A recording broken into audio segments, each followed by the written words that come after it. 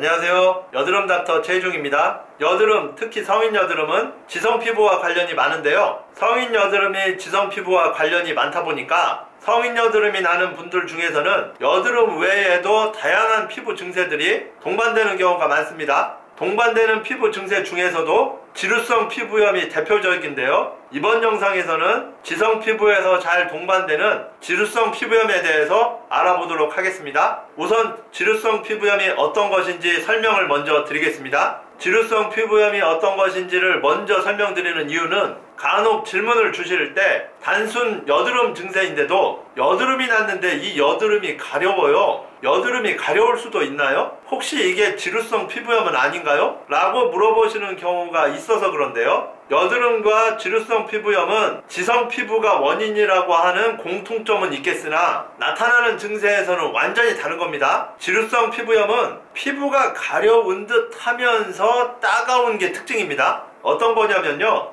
예를 들어서 여기가 좀 가려워요. 근데 뭔가 나거나 한 건 아니고 그냥 볼이 가렵거든요. 그래서 가려워서 좀 긁었더니 뭔가 따가운 느낌도 들어요. 보통은 가려워서 긁으면 좀 시원한 느낌이 생기잖아요. 근데 지루성 피부염은 가려워서 긁었다 하더라도 뭔가 시원한 느낌이 아니고 긁을 때 뭔가 따가운 느낌이 있어요. 가려움이 있긴 있는데 이 가려움이 또 아주 심한 정도는 아니고 살짝 가려운 정도? 물론 지루성 피부염의 심한 정도에 따라서 많이 가려운 경우도 있긴 하겠습니다만 보통의 경우에 지루성 피부염의 가려움은 아주 심하진 않고 살짝 가려운 정도가 대부분입니다. 그리고 가려워서 긁다 보면 이런 증세가 생기기 전에는 미처 눈치채지 못했었지만 뭔가 피부색도 좀 붉어져 있는 것 같은 그런 양상입니다. 피부색이 붉다는 게 뭐 술을 마시거나 찜질방에 갔거나 했을 때 피부가 붉어지는 그런 양상으로 피부가 붉다는 뜻이거든요.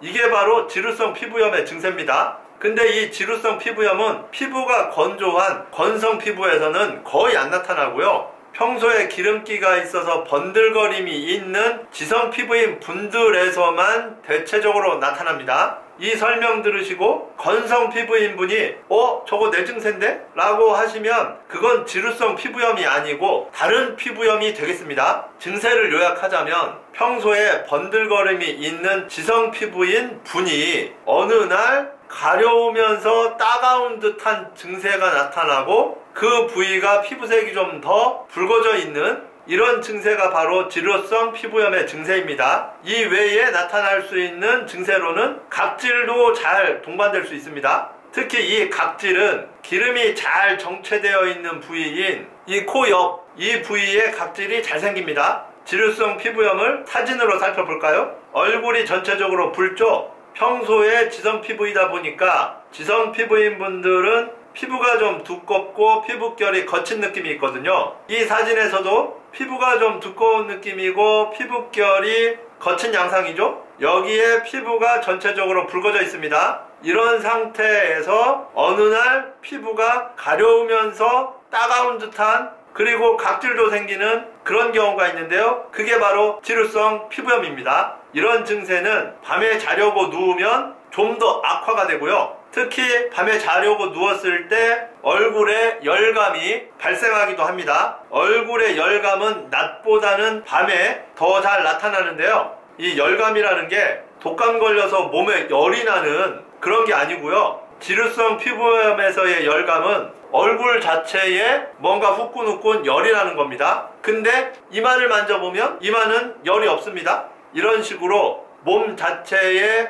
고열이 나는 게 아니라 체온은 정상인데 지루성 피부염이 있는 부위에만 열감이 나타나는 게 특징입니다. 그럼 지루성 피부염은 왜 생기느냐? 제가 예전에 지성 피부에 대해서 설명을 드린 영상이 있었는데요. 그때 설명을 드릴 때 지성 피부는 유수분 밸런스도 깨져 있고 pH 밸런스도 깨져 있는 경우가 많다고 설명을 드렸었는데요. 유수분 밸런스가 깨져 있기 때문에 피부가 번들거리면서도 동시에 피부가 건조함이 생기고요. pH 밸런스가 깨져 있기 때문에 피부 표면에 세균들이 많이 증식되어 있는 상태입니다. 이와 같이 유수분 밸런스와 pH 밸런스가 깨져 있다 보니까 지성 피부인 분들의 피부 조직에는 변화가 생기는데요. 바로 피부층이 두꺼워집니다. 왜 피부층이 두꺼워지냐면 유수분 밸런스도 깨져 있고 pH 밸런스도 깨져 있다 보니까 피부의 각질층의 컨디션이 떨어져 있게 됩니다. 피부의 각질층의 컨디션이 떨어지다 보니까 피부 각질층이 제 기능을 못하게 되거든요. 피부의 각질층의 제 기능 중 하나가 한 달에 한 번 각질층이 탈락되는 거가 있거든요. 그런데 각질층의 기능이 떨어지다 보니까 한 달에 한 번 탈락되어야 할 각질층이 탈락이 안 되고, 쉽게 얘기해서 묵은 각질층이 쌓이게 됩니다. 묵은 각질층이 쌓이면 어떻게 될까요? 비유를 들어서 설명을 드려볼게요. 수명이 아주 오래된 고목나무가 있다고 생각을 해보죠. 그 고목나무를 가서 자세히 보면 줄기들이 쩍쩍 갈라져 있죠. 그런데 새싹들을 살펴보면 새싹들은 촉촉하면서 갈라져 있는 틈이 안 보입니다. 이와 같이 떨어져야 할 묵은 각질층이 떨어지지 않으면 각질층은 두꺼워지지만 각질과 각질 사이에 쩍쩍 갈라지는 틈이 발생을 하게 됩니다.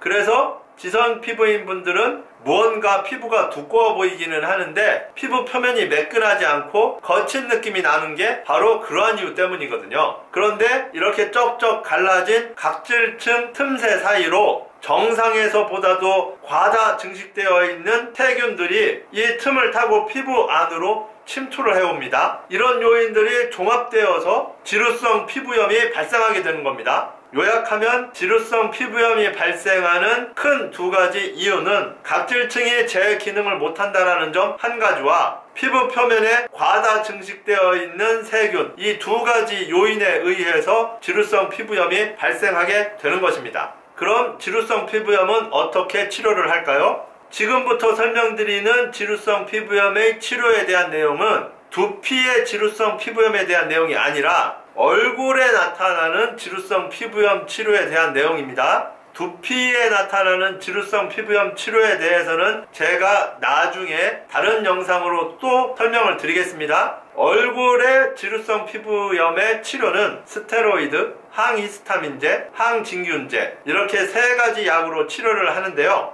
항진균제라는 게 제가 지루성 피부염에서는 pH 밸런스가 깨지면서 정상보다도 더 많은 양의 과도한 세균 증식이 있다고 말씀드렸죠. 이 과도한 세균 증식을 억제를 시키는 것이 바로 항진균제의 역할입니다. 특히 세균 중에서도 곰팡이균의 과다 증식을 낮추는 역할을 하는 게 항진균제입니다. 항히스타민제는 단지 가려움만 줄여주는 약입니다. 따라서 가려움이 심하지 않다면 항히스타민제는 굳이 치료에 넣지 않아도 됩니다. 스테로이드는 피부염을 치료하는 약입니다. 스테로이드, 항히스타민제, 항진균제 이 세 가지 중에서 항히스타민제는 쓸 수도 있고 안 쓸 수도 있는 부가적인 약이고요. 스테로이드와 항진균제는 필수적으로 필요한 약이라고 볼 수 있겠습니다. 지루성 피부염은 이런 약을 쓰면 증세 자체는 쉽게 잘 사라지는 편입니다. 증세 자체가 심하지 않으면 바르는 연고로 치료할 수도 있고요. 증세가 조금 심하다고 하면 먹는 약으로 치료를 하게 되는데요. 보통 일주일 전후로 치료받으시면 증세는 거의 사라진다고 볼 수 있겠습니다. 그런데 일각에서는 지루성 피부염은 난치다, 지루성 피부염은 치료가 잘 안 된다 이런 얘기가 있는데요. 이 의미는 재발을 잘한다는 뜻입니다. 이게 약을 통해서 치료를 해도 증세 자체가 안 사라진다 이런 의미가 아니고요. 약을 쓰면 증세는 쉽게 사라지는데 재발을 또 하니까 치료가 또 필요한 경우가 생긴다라는 뜻이죠. 제가 진료를 하다 보면 지루성 피부염입니다 라고 진단을 해드리면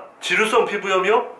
그거 난치병이라고 들었는데 라고 하시면서 굉장히 심각하게 받아들이시는 경우들도 있으신데요. 치료 자체는 잘 되는 난치병은 아닌 치료는 쉬운 편인 피부염이 바로 지루성 피부염입니다. 너무 심각하게 받아들이지 않으셔도 되겠습니다. 치료 자체는 쉽게 되지만 대신에 재발을 잘하다 보니까 치료받고 좋아졌다가 또 지루성 피부염이 생기니까 완치가 안 되는 병 아니냐, 그래서 난치병 아니냐 이렇게들 받아들이시더라고요. 그래서 지루성 피부염이 있을 때는 치료 자체는 쉽게 잘 되는 편이기 때문에 어떻게 하면 치료를 잘 되게 할까 이런 치료에 포커스가 가 있는 게 아니고 앞으로 재발되는 거를 어떻게 하면 더 잘 막을 수 있을까 이 재발 방지법에 포커스가 가 있습니다. 그러면 치료는 잘 된다고 했는데 치료 후에 왜 재발은 잘하는 거냐? 제가 아까 설명드릴 때 스테로이드, 항히스타민제, 항진균제 이런 걸로 치료를 한다고 했죠. 이 약들은 현재의 증세만 없애주는 약이고요. 지루성 피부염에 근본적으로 동반되어 있는 두 가지인 유수분 밸런스와 pH 밸런스, 이거를 개선시키는 약은 아니기 때문입니다. 즉